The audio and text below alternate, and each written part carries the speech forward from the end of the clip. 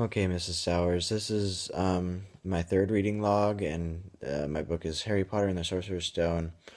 And I read in the 90s, somewhere in the 90s, to page 156, and which is pretty short. I'm gonna have to read a bit more.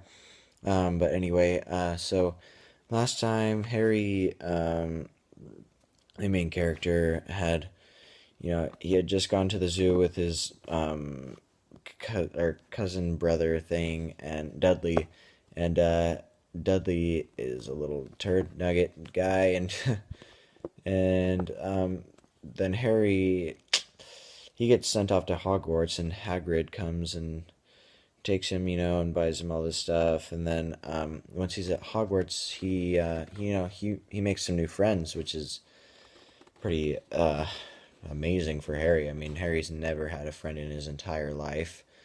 And so he meets Ron, and they're automatically pretty good friends. And then he meets Neville, who's a little klutz, and they become friends pretty quick. And yeah, and so Neville isn't, he's not his best friend, but Harry, he's still, friends with him. And so there's this one part in the book where Harry is kind of defending Neville because he's his friend. So Neville had gotten this little trinket thing. It's called a remembrall from his grandma in the mail from his owl.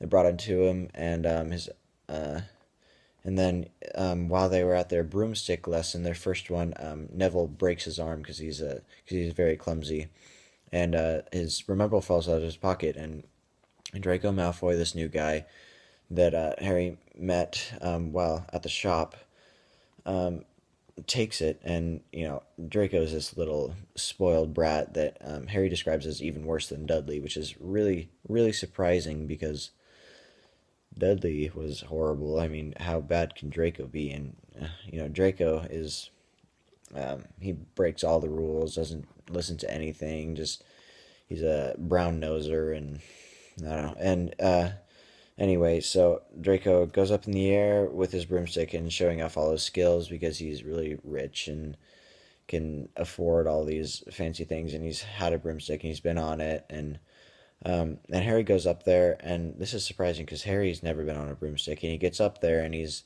matching Malfoy's skills, and Malfoy is he's kind of intimidated by Harry because he doesn't have his thugs with him, Crabbe and Goyle.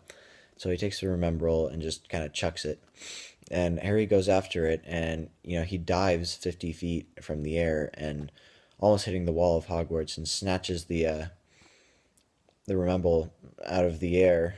And the sad thing is, the Gryffindor house ruler, whatever you want to call it, the headmaster of the headmistress is her title, but she sees Harry, and she's seems like she's angry at first, but then she brings him to the captain of the Quidditch team, and Harry's made the seeker of the Gryffindor team, which is really surprising because Harry's 11 years old, and that's like, imagine an 11-year-old being on a high school varsity team, like not even like just on the team, but he's varsity, and he's matching the skills of all these 17-year-old guys that are way bigger than him.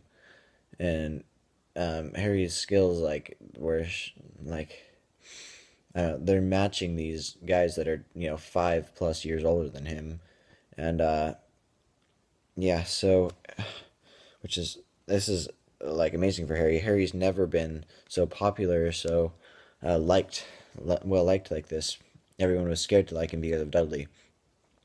Um, yeah, and then oh, and now Draco wants to fight Harry. So the part I'm at right now, Harry had just snuck out of his room, out of the dormitories at like 11:30 at night, and Hermione tried to stop them, but then she gets locked outside the dormitory too, and so she decides to go with them, and that's where I left off, and tell you more about what happens in the next video log. Thanks.